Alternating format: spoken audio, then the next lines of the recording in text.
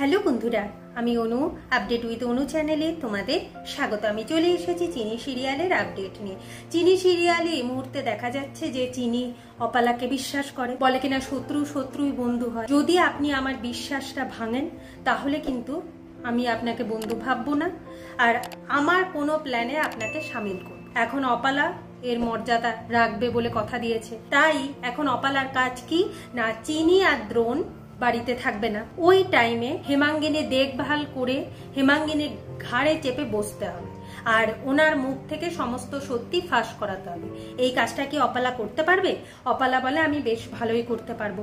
তাই এখন চৌধুরী বাড়িতে এসে উপস্থিত হয় অপালা। অপালাকে দেখে সবাই অবাক হয়ে যায় যে কেন সেই বাড়িতে এসেছে। তাকে বাড়ি থেকে বের করে দেওয়ার অনেক চেষ্টা করতে থাকে।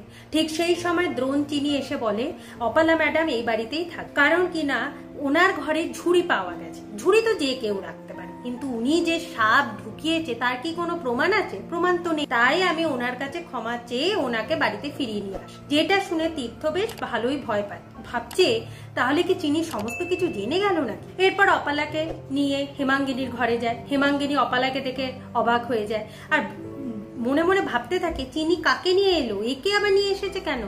আচ্ছা, বুঝতে পেরেছি, চিনি আমার সাথে চালাকি করতে চাই, তাই তো? তবে এই চালাকি করেও কোনো লাভ হবে না। ও 20 গাছ পুঁততে চাইছে, তো সে 20 গাছকে কি করে উপড়ে দিতে হয় সেটা আমারও খুব ভালো করে জানা আছে। আর অপালা তো জেনেই গেছে যে হেমাঙ্গিনী নাটক করছে।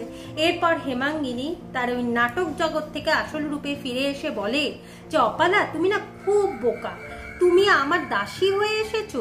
এইদিকে তোমার কত ইচ্ছা ছিল দ্রোণের বউ হওয়ার, আর এইদিকে চিনি দ্রোণের বউ হয়, হানিমুনে যাচ্ছে, আর তোমাকে দাসী হিসাবে রেখে দিয়ে যাচ্ছে। তুমি আমার কাজ করবে, করো করো, আমার তাতে কোনো অসুবিধা নেই, তবে তুমি আর দ্রোণকে পাচ্ছ না, এটা তুমি শিওর হয়ে। এখন অপালা মনে মনে ভাবছে এইসব বলে অপালার কাছ থেকেই জানতে হবে যে দ্রোণ আর চিনি কোথায় যায়। এখন অপালা অবাক হয়ে যায়, সত্যি তো চিনি আমায় বললো আমরা বাইরে যাব, কিন্তু কোথায় যাবে সেটা তো বললো না। সত্যি কি হানিমুন হয়ে যাবে? না না না না, এটা হতে পারে না। চিনি নিশ্চয়ই বলবে, চিনি আমার সাথে বন্ধুত্ব করলো, বলবে না?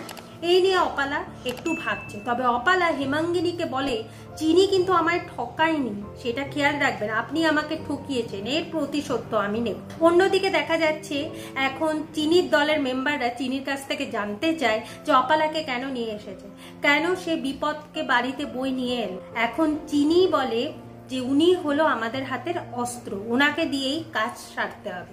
এখন অন্তরা বলে তুই জানিস না ওর দ্রোণের ওপর দুর্বলতা আছে, ও কিন্তু আর এই বাড়ি থেকে বেরোবে না, ও দ্রোণের ঘাড়ে চেপে বসবে।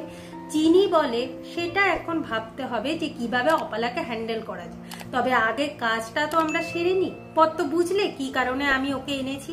আগামী পর্বে দেখা যাচ্ছে যে অপালা এখন চিনির কাছে জানতে আসে যে চিনি দ্রোণ কোথায় যাচ্ছে।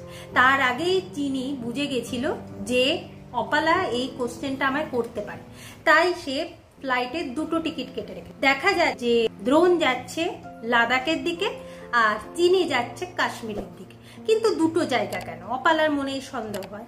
এখন চিনি বলে 2টো জায়গায় যাচ্ছি কারণ এই 2 পাহাড়ি আমার মায়ের খোঁজ পেতে পারি, তাই আমরা দুজন 2 সাইডে যাচ্ছি, যে খোঁজ পাবে সে একে অপরকে জানিয়ে দেব, হয়ে যাবে। এখন অপালা গিয়ে হেমাঙ্গিনীকে বলে যে দ্রোণ আর চিনি কোনো হানিমুনে যাচ্ছে না, তাই আপনি আমাকে দয়া করে বোকা বানানোর চেষ্টা করবেন। যেটা শুনে হেমাঙ্গিনীও অবাক হয়ে যায়। আর এইদিকে দ্রোণ চিনি দুজনে বলতে থাকে যে আমাদের ফুলসজ্জাটা হয়তো ভালোভাবে হয়নি, কিন্তু হানিমুনটা আমাদের খুব ভালোভাবেই হবে। এভাবে আজকের পর্বটা শেষ হয়ে যাচ্ছে। আশা করি আজকের পর্বটা তোমাদের ভালো লাগবে। ভিডিওটা দেখবার জন্য আর আপডেট উইথ অনু চ্যানেলের পাশে থাকবার জন্য অসংখ্য ধন্যবাদ।